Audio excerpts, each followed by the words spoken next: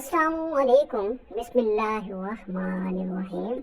حضرت محمد مصطفیٰ صلی اللہ علیہ وسلم کی زندگی کے قبل بعثت کے یادگار واقعات میں سے ایک بہت اہم واقعہ وہ حلف ہے جو قریش کے مختلف خاندانوں کے چند افراد نے باہمی طور پر طے کیا۔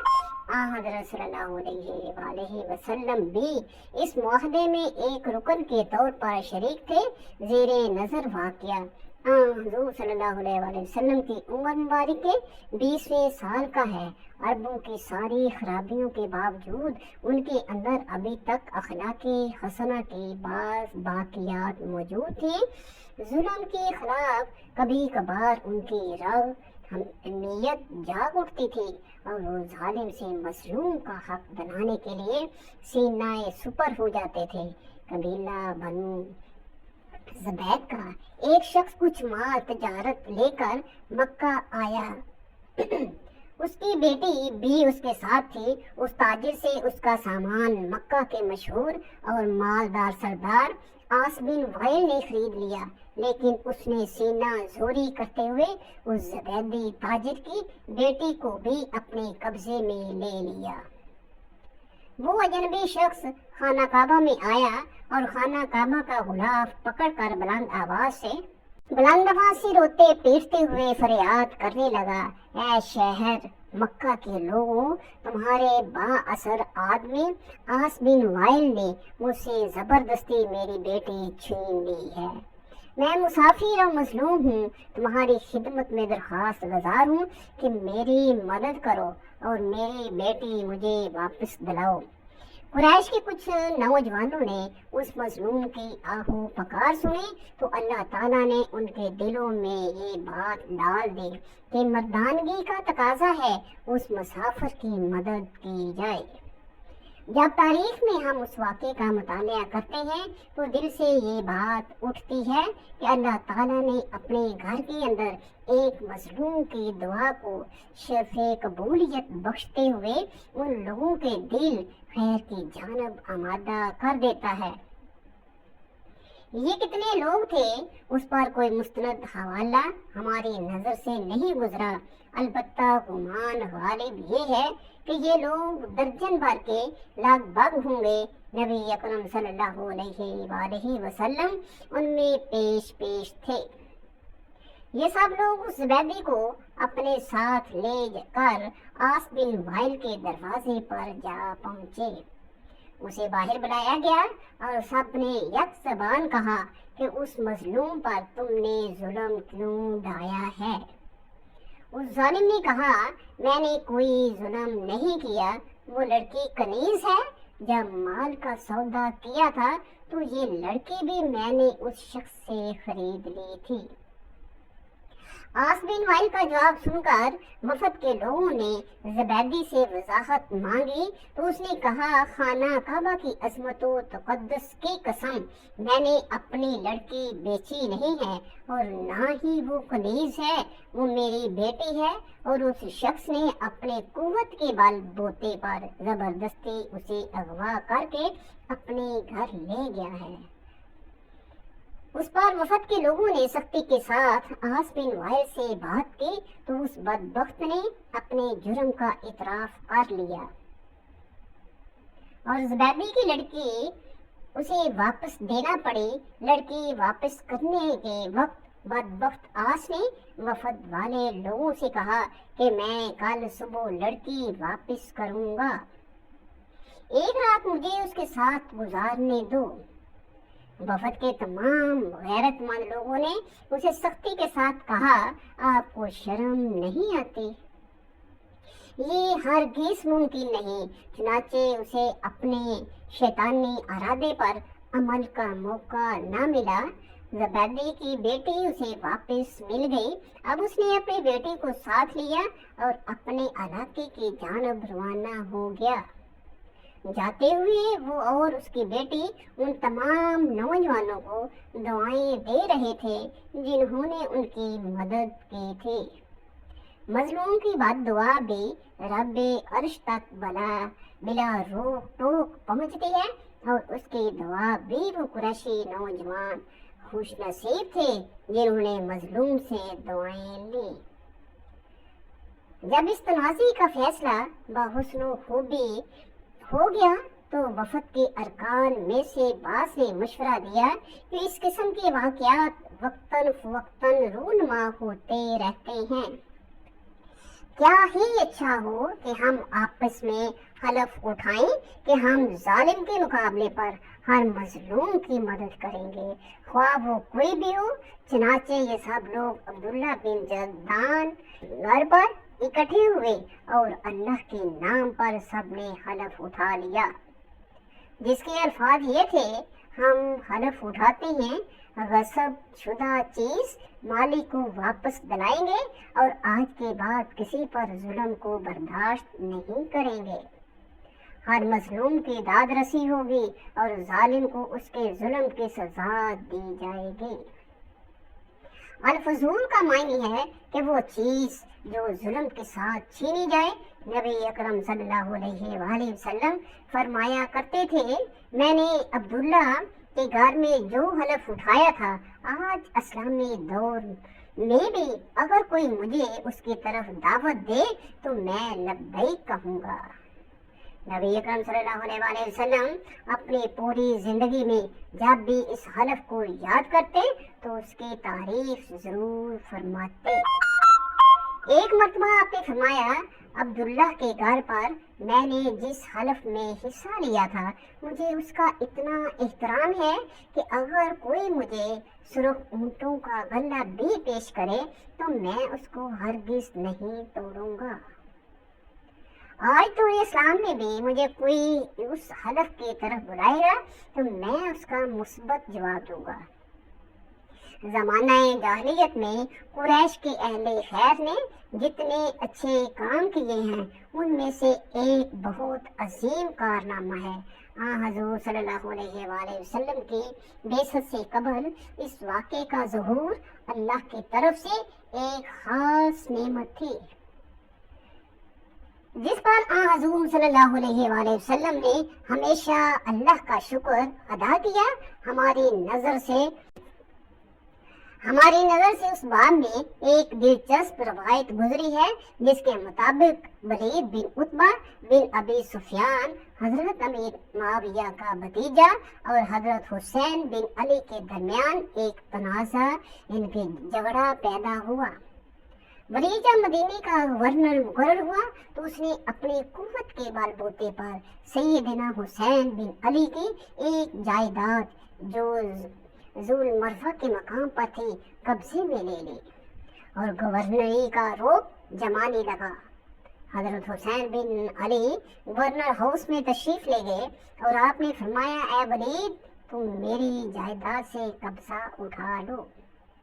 अगर ऐसा नहीं करोगे तो मैं अल्लाह की कसम खाकर कहता हूँ कि फिर मैं अपनी तलवार निकाल लूंगा और मस्जिद नबवी में खड़े होकर ऐलान करूंगा कि ऐ अहले ईमान, आज फिर हल्फुल फजूल को दोहराने का लम्हा आ गया है।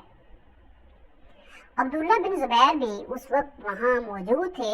उन्होंने फरमाया कि मैं अल्लाह की कसम खाकर कहता हूँ कि हुसैन का हक अगर वापस ना किया गया तो मैं भी उसके हसूल के लिए अपनी तलवार निकाल कर उसके साथ खड़ा हो जाऊंगा।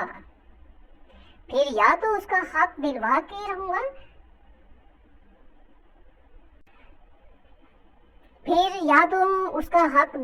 रहूंगा, या जान की बाजी लगा दूंगा। हजरत मुसव्वद बिन मुखरमा बिन नौफल ज़हरी तक ये बात पहुंची तो उन्होंने भी यही ऐलान किया जो अब्दुल्ला बिन जुबैर ने किया था। फिर इस झगड़े की खबर हजरत अब्दुर्रहमान बिन उस्मान बिन अब्दुल्ला टीमी तक पहुंची तो उन्होंने भी वही अल्फाज दोहराए। वली मदीना वलीद बिन उतबा को जब उस सूरत हाल का पता चला तो उसने हजरत हुसैन का हक उन्हें वापस देकर राजी कर लिया। हकदार को उसका हक दिलाने की काविश अल्लाह के नजदीक महबूब तरीन अमल है। अल्लाह के नबियों की आमद का मकसद भी कुरान ने यही बयान किया है कि अदल कायम हो اور ظلم مٹ جائے مظلوم کے حق میں۔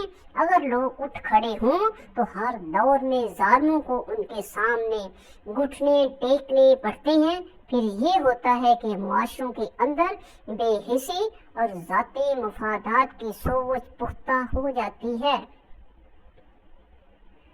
ظالم منظور ہو جاتا ہے اور مظلوم بے بس مجبور ہو کر دھکے کھاتا پھرتا ہے۔ سنت رسول کس قدر واضح ہے کہ ظلم کا خاتمہ شان مومنہ اور فرض عین ہے۔ آج اس جذبے کو پھر سے زندہ کرنے کی ضرورت ہے۔ شیبہ بن عثمان نے روایت بیان کی۔ شیبہ کہتے تھے کہ میں نے یوم حسین کے موقع پر رسول اللہ صلی اللہ علیہ وآلہ وسلم کو دیکھا کہ تنہا ہیں۔ مجھے اپنا باپ اور چچا یاد آئے، انہیں علی اور حمزہ نے قتل کیا تھا۔ میں نے دل میں سوچا کہ آج انتقام کا موقع ملا ہے۔ میں نے آپ کے دائیں جانب سے آپ کا رخ کیا، جو ہی میں قریب پہنچا تو آپ کے دائیں جانب عباس کو دیکھا۔ میں نے کہا کہ یہ تو آپ کے چاچا ہیں، آپ کا ساتھ ہرگز نہیں چھوڑیں گے۔ اس وقت عباس نے زرہ پہن رکھی تھی جو چاندی کی طرح سفید تھی اور اس پر غبار نظر آ رہا تھا۔ پھر میں نے بائیں جانب سے حملہ کرنے کا ارادہ کیا، قریب پہنچا تو آپ کے ساتھ ابو سفیان بن حارث بن عبد المطلب کو پایا۔ میں نے سوچا یہ آپ کا چچا ساتھ بھائی ہے، یہ آپ کا بے جگری سے دفاع کریں گے۔ میں پیچھے ہٹایا اور سوچا کہ پشت سے حملہ کروں۔ پیچھے سے آیا تو بس تلوار چلانے کی کثر تھی۔ میں نے تلوار اٹھانے کا ارادہ کیا تو اچانک میرے اور آپ کے درمیان آگ کے شعلے حائل ہو گئے۔ یہ شعلے اتنے سخت اور تیز تھے کہ بجلی کی طرح میری آنکھوں میں پڑنے لگے۔ مجھے ڈر لگا کہ کہیں یہ روشنی میری بینائی سے مجھے محروم ہی نہ کر دے۔ میں نے اپنی آنکھوں پر ہاتھ رکھ لیا اور الٹے پاؤں پیچھے بھاگا۔ اس موقع پر حضور اکرم صلی اللہ علیہ وآلہ وسلم نے میری طرف التفات فرمایا اور کہا، اے شیبہ میرے قریب آؤ۔ پھر دعا مانگی، اے اللہ شیبہ سے شیطان کو دور فرما دے۔ میں نے آپ کی جانب آنکھ اٹھائی، اس وقت آپ مجھے اپنی آنکھوں، کانوں اور جان سے زیادہ عزیز ہو گئے۔ آپ نے فرمایا، شیبہ قاتل الکفار، یعنی اے شیبہ کفار سے قتال کرو۔ پھر میں نے دیکھا کہ حضور اکرم صلی اللہ علیہ وآلہ وسلم نے مٹھی بھر مٹی لی اور دشمنوں کی طرف پھینک دی۔ وہ مٹی سارے دشمنوں کی آنکھوں میں پڑ گئی۔ عبدالعزیز بن عبد الملک ابن ابی رضی اللہ تعالیٰ عنہ نے بیان کیا کہ انہیں عبداللہ بن محیرث نے بتایا، اور یہ عبداللہ یتیم تھے اور ابو محذورہ کی سرپرستی میں پلے بڑے تھے۔ عبداللہ کہتے ہیں کہ وہ ایک مرتبہ شام کے سفر پر روانہ ہوئے۔ روانگی سے قبل انہوں نے حضرت ابو محذورہ سے کہا، شام کے لوگ مجھ سے آپ کی آذان کے بارے میں پوچھیں گے تو میں کیا بتاؤں گا؟ حضرت ابو محذورہ نے اپنا واقعہ یوں بیان کیا کہ میں اپنے ساتھیوں کے ساتھ حنین کی جانب نکلا۔ ہم راستے میں تھے کہ حضور اکرم صلی اللہ علیہ وآلہ وسلم کا قافلہ حنین سے واپس آتا ہوا راستے میں ملا۔ حضور اکرم صلی اللہ علیہ وآلہ وسلم کے مؤذن نے اذان پڑھی۔ ہم نے کچھ فاصلے سے اذان کی آواز سنی۔ ہم راستے سے الگ ہو کر بیٹھ گئے تھے۔ ہم نے اذان سن کر اس کے الفاظ کو مذاق کے طور پر دہرانا شروع کر دیا۔ حضور اکرم صلی اللہ علیہ وآلہ وسلم نے ہماری آواز سن لی۔ آپ نے کسی کو حکم دیا کہ ہمیں آپ کے سامنے حاضر کیا جائے۔ جب ہمیں آپ کے سامنے لایا گیا تو آپ نے فرمایا، تم میں سے کس کی آواز بلند تھی؟ یہ سن کر سب نے میری طرف اشارہ کر دیا اور وہ اس معاملے میں سچے تھے۔ آپ نے باقی سب کو جانے کی اجازت دی۔ قریب پہنچا تو آپ کے ساتھ ابو سفیان بن حارث بن عبد المطلب کو پایا۔ میں نے سوچا یہ آپ کا چچا ساتھ بھائی ہے، یہ آپ کا بے جگری سے دفاع کریں گے۔ میں پیچھے ہٹ آیا اور سوچا کہ پشت سے حملہ کروں۔ پیچھے سے آیا تو بس تلوار چلانے کی کسر تھی۔ میں نے تلوار اٹھانے کا ارادہ کیا تو اچانک میرے اور آپ کے درمیان آگ کے شعلے حائل ہو گئے۔ یہ شعلے اتنے سخت اور تیز تھے کہ بجلی کی طرح میری آنکھوں میں پڑنے لگے۔ مجھے ڈر لگا کہ کہیں یہ روشنی میری بینائی سے مجھے محروم ہی نہ کر دے۔ میں نے اپنی آنکھوں پر ہاتھ رکھ لیا اور الٹے پاؤں پیچھے بھاگا۔ اس موقع پر حضور اکرم صلی اللہ علیہ وآلہ وسلم نے میری طرف التفات فرمایا اور کہا، اے شیبہ میرے قریب آؤ۔ پھر دعا مانگی، اے اللہ شیبہ سے شیطان کو دور فرما دے۔ میں نے آپ کی جانب آنکھ اٹھائی، اس وقت آپ مجھے اپنی آنکھوں، کانوں اور جان سے زیادہ عزیز ہو گئے۔ آپ نے فرمایا، شیبہ قاتل الکفار، یعنی اے شیبہ کفار سے قتال کرو۔ پھر میں نے دیکھا کہ حضور اکرم صلی اللہ علیہ وآلہ وسلم نے مٹھی بھر مٹی لی اور دشمنوں کی طرف پھینک دی۔ وہ مٹی سارے دشمنوں کی آنکھوں میں پڑ گئی۔ عبد العزیز بن عبد الملک ابن ابی رضی اللہ تعالیٰ عنہ نے بیان کیا کہ انہیں عبداللہ بن محیر نے بتایا، اور یہ عبداللہ یتیم تھے اور ابو محذورہ کی سرپرستی میں پلے بڑے تھے۔ عبداللہ کہتے ہیں کہ وہ ایک مرتبہ شام کے سفر پر روانہ ہوئے۔ روانگی سے قبل انہوں نے حضرت ابو محذورہ سے کہا، شام کے لوگ مجھ سے آپ کی آذان کے بارے میں پوچھیں گے تو میں کیا بتاؤں گا؟ حضرت ابو محذورہ نے اپنا واقعہ یوں بیان کیا کہ میں اپنے ساتھیوں کے ساتھ حنین کی جانب نکلا۔ ہم راستے میں تھے کہ حضور اکرم صلی اللہ علیہ وآلہ وسلم کا قافلہ حنین سے واپس آتا ہوا راستے میں ملا۔ حضور اکرم صلی اللہ علیہ وآلہ وسلم کے مؤذن نے اذان پڑھی۔ ہم نے کچھ فاصلے سے اذان کی آواز سنی۔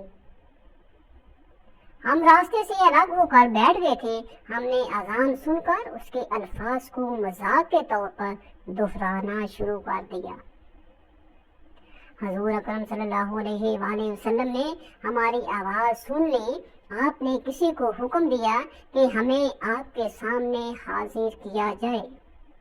جب ہمیں آپ کے سامنے لایا گیا تو آپ نے فرمایا، تم میں سے کس کی آواز بلند تھی؟ یہ سن کر سب نے میری طرف اشارہ کر دیا اور وہ اس معاملے میں سچے تھے۔ آپ نے باقی سب کو جانے کی اجازت دے دی مگر مجھے پابند کر دیا۔ پھر حکم دیا، اٹھ اور اذان پڑھ۔ میں حکم سن کر اٹھا۔ اس وقت نبی کریم صلی اللہ علیہ وآلہ وسلم کی شخصیت سے زیادہ مجھے کسی چیز سے نفرت اور عداوت نہ تھی۔ جس چیز کا آپ نے مجھے حکم دیا تھا وہ بھی مجھے ناپسند تھی۔ بہرحال میں اٹھا اور آپ کے سامنے کھڑا ہو گیا۔ آپ نے مجھے اذان کے کلمات سکھائے اور فرمایا، اب بلند آواز سے کہنا شروع کر دے، اللہ اکبر، اللہ اکبر، اشہد ان لا الہ الا اللہ، اشہد ان محمد رسول اللہ، حی علی الصلاۃ، حی علی الفلاح، اللہ اکبر، اللہ اکبر، لا الہ الا اللہ۔ جب میں نے اذان مکمل کی تو آپ نے مجھے بلایا اور ایک تھیلی دی جس میں کچھ چاندی تھی۔ اس کے بعد آپ نے میری پیشانی پر اپنا ہاتھ رکھا، پھر وہ میرے چہرے پر پھیرتے ہوئے میرے سینے تک لائے اور میرے پیٹ اور کلیجے پر پھیرا، پھر میرے ناف تک آپ نے ہاتھ پھیرا۔ اس کے بعد آپ نے دعا فرمائی، اللہ تعالیٰ تجھے برکت عطا فرمائے۔ اور تیرے اوپر اپنا فضل و کرم کرے۔ اب میری قلبی حالت بدل چکی تھی۔ میں نے عرض کیا، اے اللہ کے رسول صلی اللہ علیہ وسلم، مجھے مکہ میں مؤذن مقرر فرما دیجئے۔ آپ نے کہا، جاؤ، میں نے تجھے حرم مکہ کا مؤذن مقرر کر دیا ہے۔ اب میرا دل حضور اکرم صلی اللہ علیہ وسلم کی محبت سے یوں بھر گیا تھا کہ کائنات کی کوئی چیز مجھے آپ سے زیادہ محبوب نہ تھی۔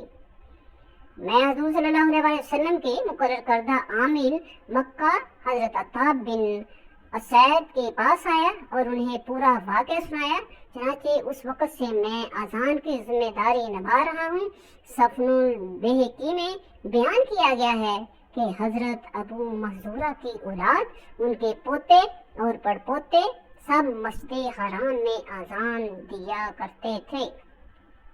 فتح مکہ کے بعد شعبان کے مہینے میں غزوہ حنین وقوع پذیر ہوا۔ اس میں قبیلہ بنی حوازن سے سخت جنگ ہوئی۔ بنی حوازن کے سردار مالک بن عوف نے حالات معلوم کرنے کے لیے اپنے جاسوس بھیجے۔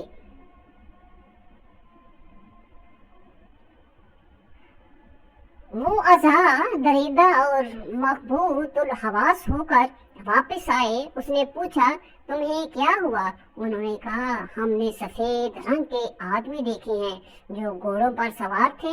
واللہ، ہم خود کو اس حال سے بچا نہیں سکے ہیں جو آپ دیکھ رہے ہیں۔ وہ یہ کہ دیکھ کر بھی باس نہ آیا، بلکہ رسول اللہ صلی اللہ علیہ وسلم سے قتال کے لیے اٹھ کھڑا ہوا۔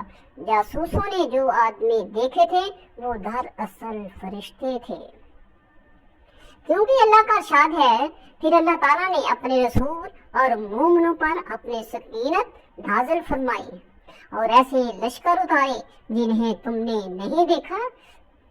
صحیح بخاری میں حضرت عدی سے روایت ہے کہ میں خدمت نبوی میں بیٹھا ہوا تھا کہ ایک آدمی نے آ کر کافہ کی شکایت کی، پھر دوسرے آدمی نے آ کر رہزنی کی شکایت کی۔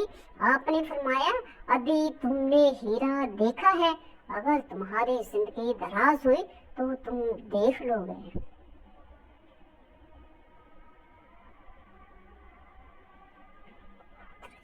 کہ حضرت نشین عورت ہیرا سے چل کر آئے گی، خانہ کعبہ کا طواف کرے گی اور اسے اللہ کے سوا کسی کا خوف نہ ہوا۔ اور اگر تمہاری زندگی دراز ہوئی تو تم کسرا کی خزانے فتح کرو گے، اور اگر تمہاری زندگی دراز ہوئی تو تم دیکھو گے کہ آدمی چلو بھر کا سونا یا چاندی نکالے گا اور ایسے آدمی کو تلاش کرے گا جو اسے قبول کر لے، تو کوئی اسے قبول کرنے والا نہ ملے گا۔ اسی روایت کے آخر میں حضرت عدی کا بیان ہے کہ میں نے دیکھا ہے کہ ایک عورت ہیرا سے چل کر خانہ کعبہ کا طواف کرتی ہے اور اسے اللہ کے سوا کسی کا خوف نہیں، اور میں خود ان لوگوں میں تھا جنہوں نے کسرا بن حرمز کے خزانے فتح کیے۔ اور اگر تم لوگوں کی زندگی دراز ہوئی تو تم لوگ وہ چیز بھی دیکھ لو گے جو صلی اللہ علیہ وآلہ وسلم نے فرمائی تھی کہ آدمی چلو پھر سونا یا چاندی نکالے گا۔ غزوہ تبوک کے سفر میں ابو خیثمہ پیچھے رہ گئے تھے۔ ان کی 2 بیویاں تھیں۔ ایک دن انہوں نے آ کر دیکھا ہر ایک نے پانی چھڑک کر اپنا اپنا چھپڑ ٹھنڈا کر دیا ہے اور اپنے خاوند کے لیے کھانے اور ٹھنڈے پانی کا انتظام کر رکھا ہے۔ یہ دیکھتے ہی ابو خیثمہ نے کہا، رسول اللہ صلی اللہ علیہ وآلہ وسلم گرمی اور دھوپ میں ہوں اور ابو خیثمہ ٹھنڈک اور سائے میں ہوں۔ واللہ، یہ انصاف نہیں ہے۔ اللہ کی قسم، میں ان میں سے کسی چھپڑ میں نہیں جاؤں گا، بلکہ میں تو حضور صلی اللہ علیہ وآلہ وسلم کی خدمت میں جاؤں گا۔ چنانچہ ان کا زادِ راہ تیار کر دیا گیا اور وہ اپنے اونٹ پر سوار ہو کر تبوک کی جانب آپ کے پیچھے پیچھے روانہ ہو گئے۔ مجاہدین نے دور سے دیکھا تو عرض کیا، یا رسول اللہ صلی اللہ علیہ وآلہ وسلم، ایک سوار آ رہا ہے۔ فرمایا، ابو خیثمہ ہوگا۔ انہوں نے جواب دیا یا رسول اللہ صلی اللہ علیہ وسلم اللہ کی قسم وہ واقعی ابو خیثمہ ہے۔ انہوں نے حاضر خدمت ہو کر اپنا واقعہ کہہ سنایا تو آپ نے ان کے حق میں دعا فرمائی۔ ایک صحابی نبی کریم صلی اللہ علیہ وآلہ وسلم کی خدمت میں حاضر ہوئے اور خبر دی کہ ایک خوبصورت نوجوان مسجد کے پاس کھڑا ہو کر اس طرح رو رہا ہے جیسے اس کی ماں مر گئی ہو، وہ چاہتا ہے کہ آپ سے ملاقات کرے۔ چنانچہ یہ سن کر آپ صلی اللہ علیہ وآلہ وسلم نے فرمایا اس کو مسجد میں بھیج دو۔ تو وہ جوان مسجد میں داخل ہوا اور رسول اکرم صلی اللہ علیہ وآلہ وسلم کو سلام کیا تو آپ صلی اللہ علیہ وآلہ وسلم نے سلام کا جواب دیا اور فرمایا اے جوان رونے کی وجہ کیا ہے؟ اس نے عرض کیا میں کیوں نہ روں حالانکہ میں نے ایسے گناہ انجام دیے ہیں کہ خداوند عالم ان میں سے بعض کی وجہ سے مجھے جہنم میں بھیج سکتا ہے۔ میں تو یہ مانتا ہوں کہ مجھے میری گناہوں کے بدلے دردناک عذاب دیا جائے اور اللہ پاک مجھے بالکل معاف نہیں کر سکتا۔ رسول اکرم صلی اللہ علیہ وآلہ وسلم نے فرمایا کیا تم نے خدا کے ساتھ شرک کیا ہے؟ اس نے کہا نہیں، میں شرک سے پناہ چاہتا ہوں۔ آپ صلی اللہ علیہ وآلہ وسلم نے فرمایا کیا کسی انسان کا قتل کیا ہے؟ اس نے کہا نہیں۔ آپ نے فرمایا خدا تیری گناہوں کو بخش دے گا اگرچہ بڑے بڑے پہاڑوں کے برابر ہی کیوں نہ ہوں۔ اس نے کہا میرے گناہ بڑے بڑے پہاڑوں سے بھی بڑے ہیں۔ اس وقت آپ صلی اللہ علیہ وسلم نے فرمایا اللہ تعالیٰ تیرے گناہوں کو ضرور بخش دے گا، چاہے وہ زمین دریا درخت کے برابر ہی کیوں نہ ہوں۔ بے شک تیرے گناہ قابل بخشش ہے اگرچہ آسمان ستاروں اور عرش و کرسی کے برابر ہی کیوں نہ ہوں۔ اس نے کہا میرے گناہ اس سے بھی بڑے ہیں۔ آپ صلی اللہ علیہ وسلم نے فرمایا اے جوان افسوس ہے تیرے اوپر، تیرے گناہ بڑے ہیں یا تیرا خدا بڑا ہے؟ یہ سن کر وہ جوان سجدے میں گر پڑا اور کہا پاک ہے میرا پروردگار یا رسول اللہ صلی اللہ علیہ وآلہ وسلم، میرا خدا تو ہر عظیم سے عظیم تر ہے۔ اس کے بعد وہ خاموش ہو گیا۔ اس وقت آپ صلی اللہ علیہ وآلہ وسلم نے فرمایا اے جوان کیا تو مجھے اپنے گناہوں میں سے ایک گناہ کا بتا سکتا ہو؟ اس نے کہا کیوں نہیں، میں 7 سال سے قبروں کو کھول کر مردوں کو باہر نکالتا ہوں اور کفن چوری کر لیتا ہوں۔ قبیلہ انصار کی ایک لڑکی کا انتقال ہوا، اس کا کفن نکال لیا اور اس کو برہنہ ہی قبر میں چھوڑ دیا۔ شیطان نے مجھے ورگلایا، اس کی خوبصورتی نے مجھے اپنے جال میں پھنسا لیا۔ واپس لوٹا اور جو کام نہیں کرنا چاہیے تھا وہ کر بیٹھا۔ اس وقت ایک آواز سنی اے جوان روزے قیامت تجھ پر عذاب ہو۔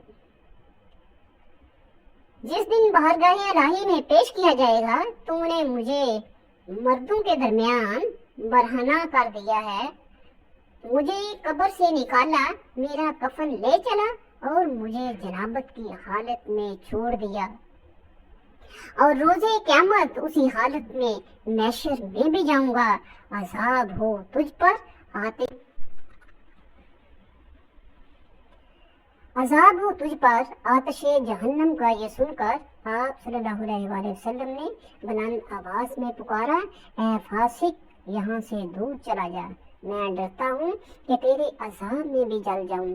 تو آتش جہنم سے کتنا نزدیک ہے۔ وہ شخص مسجد سے باہر نکلا اور شہر سے باہر پکارتا جا رہا تھا، اللہ کی بارگاہ الہی میں عرض کیا پالنے والے میری دعا قبول فرما اور گناہ بخش دے، تو اپنے پیغمبر کو اس کی خبر دے، اگر میری دعا قبول نہ ہوئی اور گناہ نہ بخشے نیز مجھ پر عذاب کرنے کا ارادہ ہو تو میرے اوپر آتش فرما، میں جل جاؤں۔ بہرحال روزے قیامت کی ذلت و رسوائی سے مجھے نجات دے دے۔